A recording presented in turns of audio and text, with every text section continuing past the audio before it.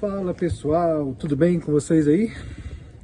Estamos aqui para mais uma semana do nosso estudo dos discursos dos apóstolos da última conferência geral em preparação para a próxima conferência.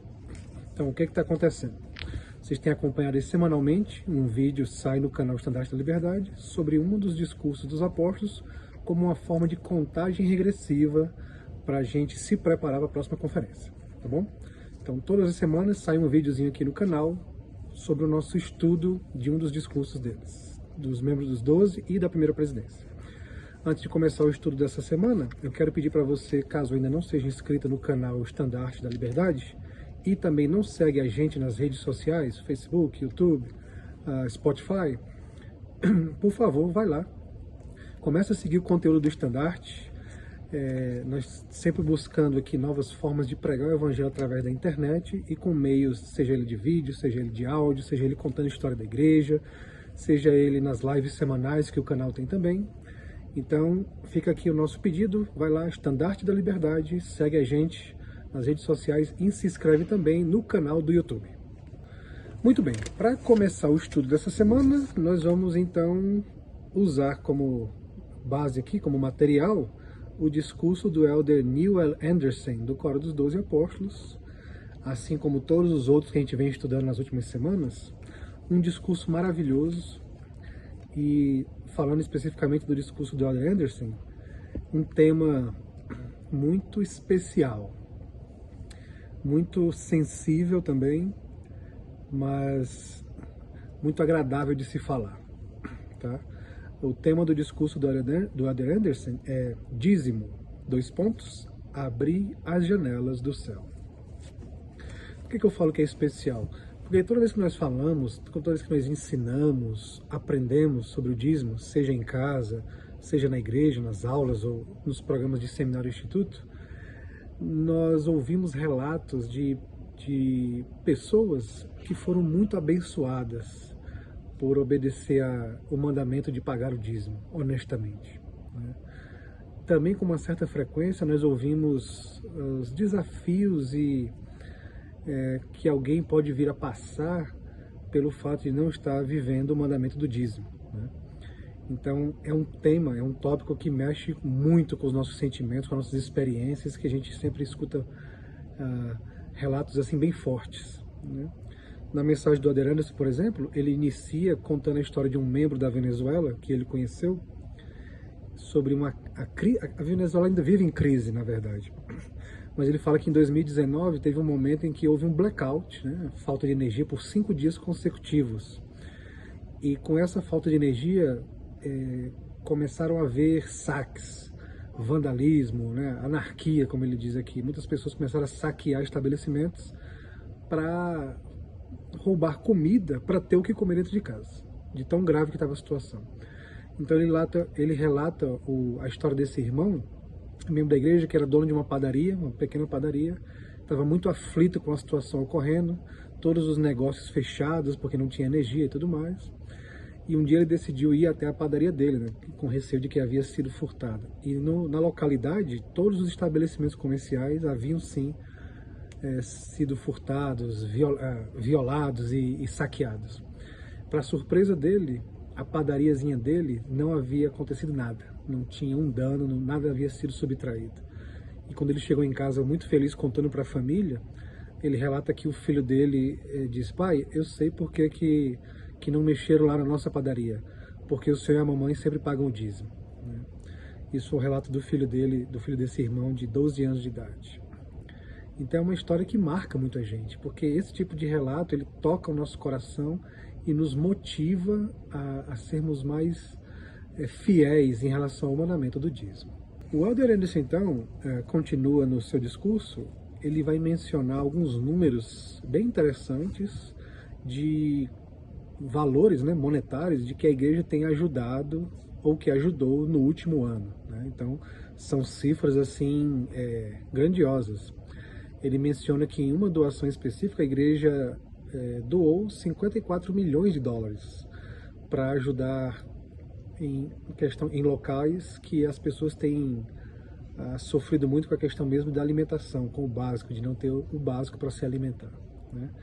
Ele menciona também que, graças ao dízimo dos membros da igreja ao redor do planeta, a igreja é capaz de manter missionários, de criar missões, ajuda nos templos, ajuda humanitária, também juntamente com os dízimos e as ofertas de jejum dos membros. A igreja é capaz de ajudar os nossos membros que passam por algum tipo de dificuldade momentânea, né? E ali uma ajuda e tudo mais. Mas ele também menciona que alguns membros começam a levantar questões do tipo: o que será que a igreja faz com o dinheiro do dízimo? Né? Por que a igreja tem tanto dinheiro? Ou coisa assim do tipo.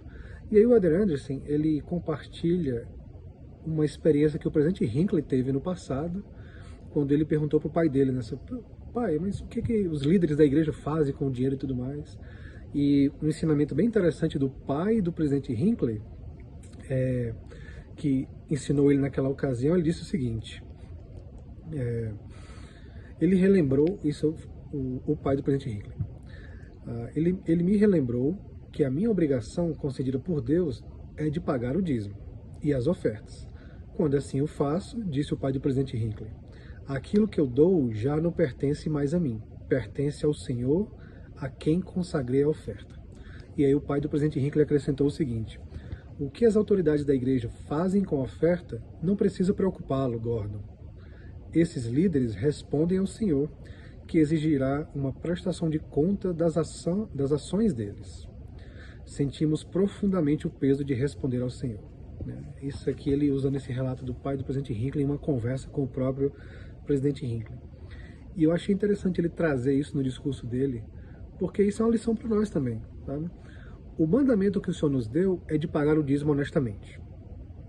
Esse recurso, ele é depositado nas contas da igreja, que é repassado então talvez para a sede geral da igreja, distribuído nas unidades como forma de orçamento e como forma também de fundo de jejum para auxiliar, onde também, como já mencionado aqui, a igreja usa para trabalho missionário, para os templos, para os institutos e seminários, para os programas de financiamento de educação, para as universidades que a igreja mantém com custo de educação bem mais baixo do que organizações de educação semelhante.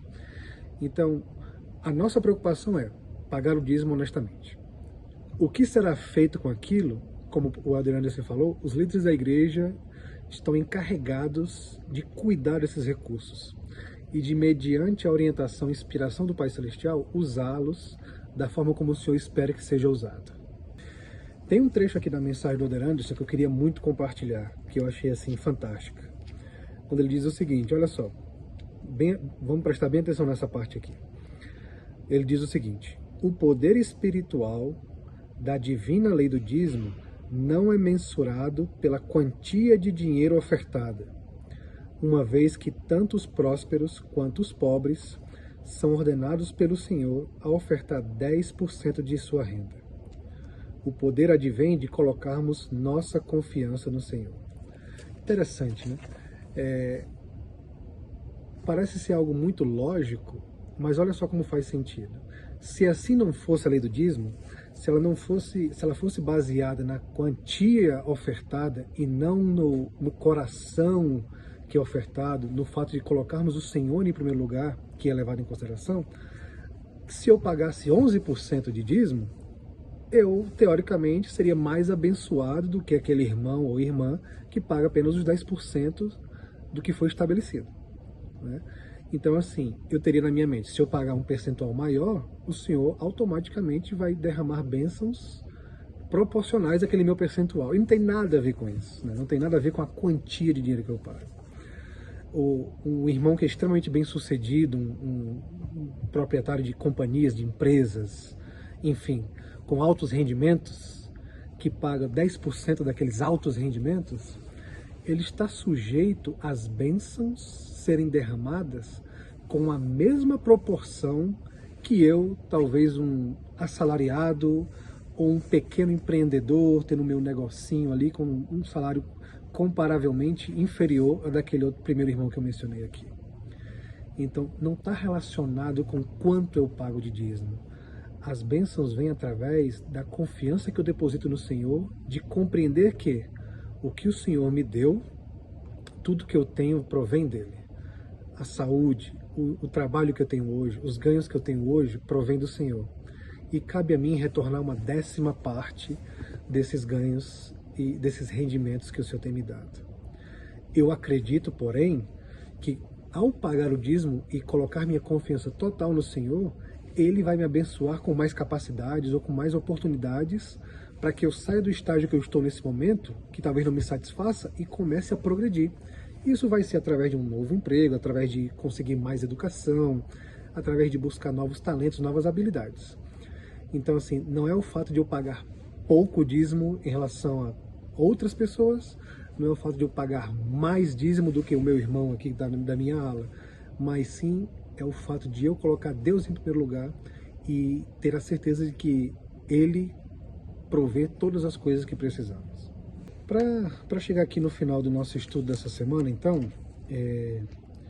o Elder Anderson, ele faz uso, logicamente, da escritura de Malaquias, no Velho Testamento, e ele fala sobre que o Senhor vai abrir a janela dos céus à medida que nós o colocarmos em primeiro lugar e vivermos a lei do dízimo, né?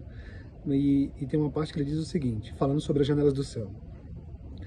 As janelas do céu se abrem de diversas maneiras. Algumas são materiais, mas muitas são espirituais. Algumas são sutis e fáceis de passar despercebidas.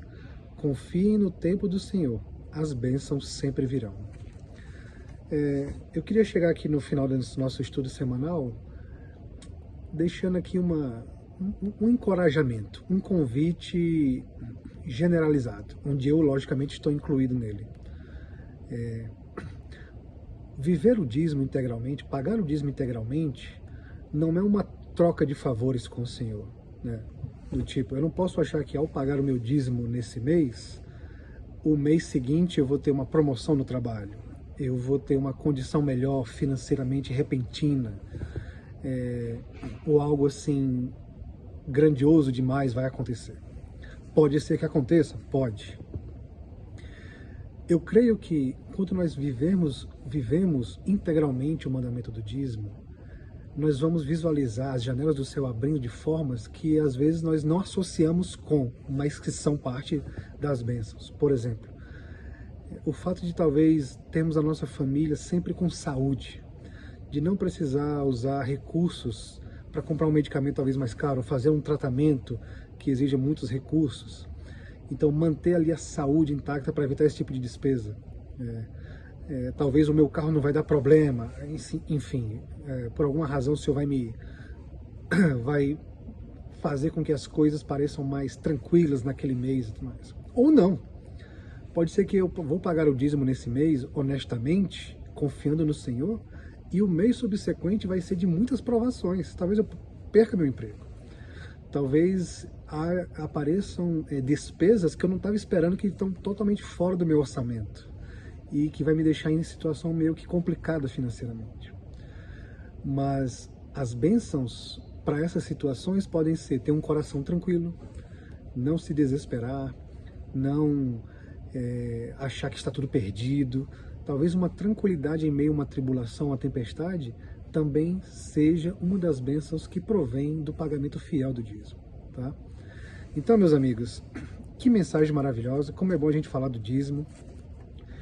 Fica sempre aqui uma carga espiritual renovada para nós sobre a importância de vivermos esse mandamento. Eu tenho um testemunho do dízimo, eu tenho visto a mão do Senhor na minha vida, da minha família, eu tenho reconhecido muitos momentos em que o Senhor me abençoou, que eu atribuo isso à vivência do dízimo, à obediência a esse mandamento especial, e também eu já percebi e já experimentei algum desafio por em algum momento ter tido uma fraqueza e ter tido dificuldades em relação ao dízimo.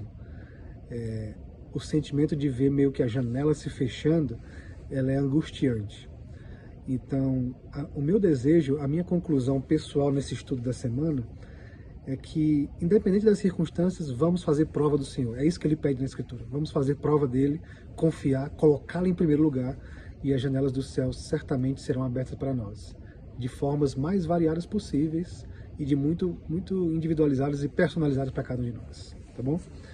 Esse é o nosso estudo, gostaria de compartilhar com vocês nessa semana e finalizar com um novo convite. Se ainda não segue a gente, vai lá, Estandarte da Liberdade, compartilha nosso conteúdo, comenta lá no chat lá do videozinho aqui no YouTube, ou nas redes sociais, compartilha o nosso conteúdo também, tá certo?